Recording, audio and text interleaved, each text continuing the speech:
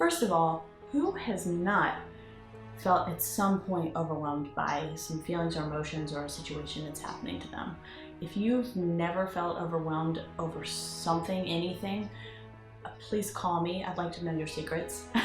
Because if I had that solution, I'd be making a lot more money than I am today as a therapist.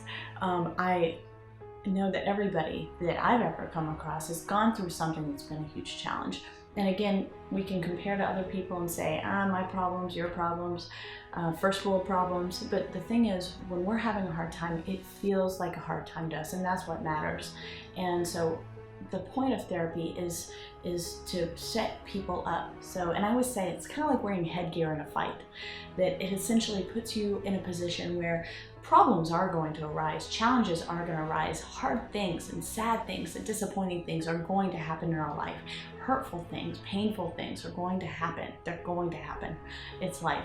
The whole point of therapy is to give you that headgear to strengthen who you are as a person, strengthen your endurance, your tolerance, your patience, and your character, so that when those things do arise, you're able to handle them. You're able to, brush those things off. The big things, the overwhelming things become small fries.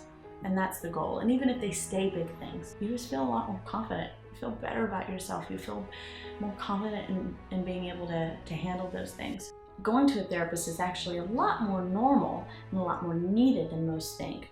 As of right now, the National Institute of Health is saying 1 in 4 people, I mean, think about 4 people that you know and love, or 4 people that you hang out with a lot. One of them, at least one of them, is going through some kind of serious mental health crisis. Either they have, or they will, or they're currently going through it right now. Whether it's grief or anxiety or depression or something more serious like psychosis, you would be amazed how many people you know who are seeing a therapist or are in dire need of seeing a therapist because of something that's very serious. And by the age of 30, over half the people you know will at some point have gone through some type of crisis that required some counseling or some therapy, or many go to spiritual leaders as well, because life is hard. And so I want to normalize for everyone. Therapy is something that we often don't want to talk about because we think of people who go to therapy are crazy. They're the ones who are really having trouble and not functioning.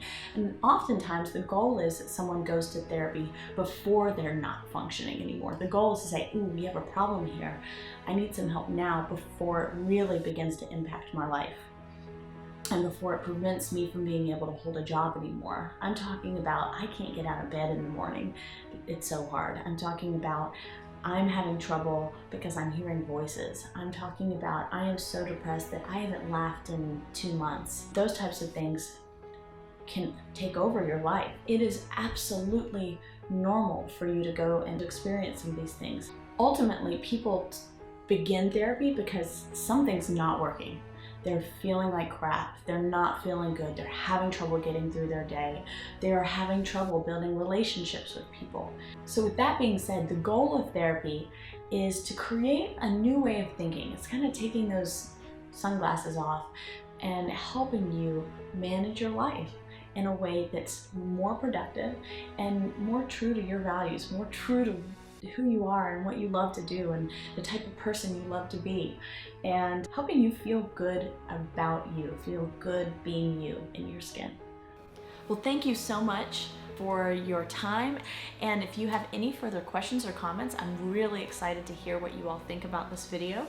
So you can shoot me an email at LIFTtherapycoach@gmail.com. You can also check out my website at liftchildandfamily.com, and follow me on Twitter at LIFTtherapy. Follow me on Facebook, and I hope to see you next time.